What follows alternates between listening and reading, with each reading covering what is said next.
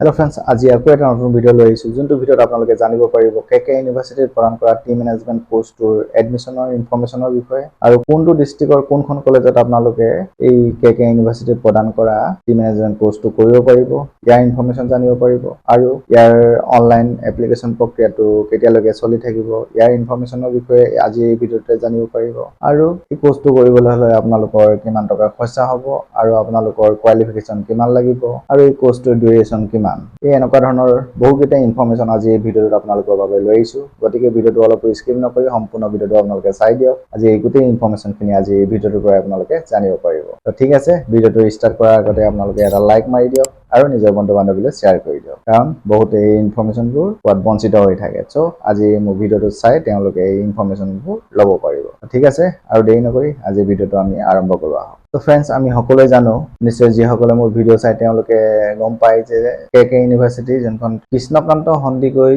ৰাজ্যিক মুক্ত মহাবিদ্যালয়টো এটা টি মেনেজমেন্ট কোৰ্স প্ৰদান কৰে কিন্তু টি মেনেজমেন্ট কোৰ্সটোৰ নাম হৈছে টি কাল্টিভেশন এণ্ড প্লেন্টেশন মেনেজমেন্ট এই কোৰ্সটো আপোনালোকে কৰিব পাৰে KK ইউনিভাৰ্চিটি আন্ডাৰত আৰু এটা কোৰ্স আছে নাৰ্সাৰী মেনেজমেন্ট বুলি এই দুটা কোৰ্স তেওঁলোকে প্ৰদান কৰে KK ইউনিভাৰ্চিটিৰ তৰফৰ পৰা আপোনালোকে যদি এই কোৰ্স গিটা কৰিব বিচাৰে তেনেহলে ইয়াৰ অনলাইন এপ্লিকেশন প্ৰক্ৰিয়াটো আৰম্ভ হৈ গৈছে অলৰেডি ইয়াৰ অনলাইন এপ্লিকেশন প্ৰক্ৰিয়াটো চলি থাকিব আগষ্ট মাহলৈকে তো আপোনালোকে যদি কৰিব বিচাৰে তেনেহলে আপোনালোকে আগষ্ট মাহৰ ভিতৰত আপোনালোকে ইয়াৰ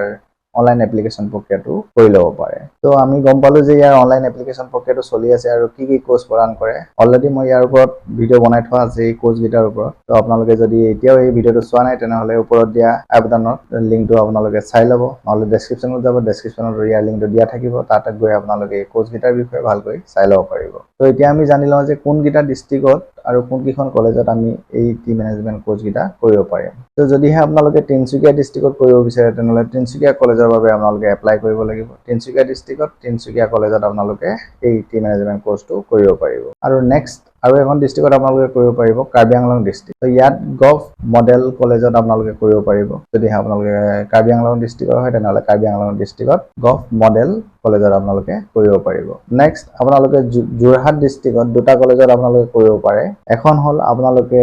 যদি কৰিব বিচাৰে যোৰহাটত তেনেহলে চিকেবি কমাৰ্চ কলেজত আপোনালোকে এপ্লাই কৰিব পাৰে আৰু নেক্সট নন্দনাথ শইকীয়া কলেজ তাতো আপোনালোকে এপ্লাই কৰিব পাৰে যোৰহাটত এই দুখন কলেজত আপোনালোকে এপ্লাই কৰিব পাৰে আৰু এখন ডিস্ট্ৰিক্টত আপোনালোকে কৰিব পাৰে গোলাঘাট ডিস্ট্ৰিক্টত তো গোলাঘাট ডিস্ট্ৰিক্টত যদি আপোনালোকে কৰিব বিচাৰে তেনেহলে গোলাঘাট ডিস্ট্ৰিক্টত থকা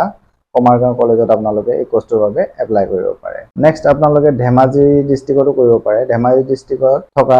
গোগামুখ কলেজত আপোনালোকে এই কোৰ্সটোৰ বাবে এপ্লাই কৰিব পাৰে আৰু নেক্সট চৰাইদেউ ডিস্ট্ৰিক্টত আপোনালোকে কৰিব পাৰে চৰাইদেউ ডিস্ট্ৰিক্টত থকা সোণাৰী কলেজত আপোনালোকে এই কোৰ্সটোৰ বাবে এপ্লাই কৰিব পাৰে তো আপোনালোকে গম পালে এই কিখন ডিস্ট্ৰিক্টত এইকেইটা কলেজত আপোনালোকে এই কোৰ্সটোৰ বাবে এপ্লাই কৰিব পাৰে ইয়াতে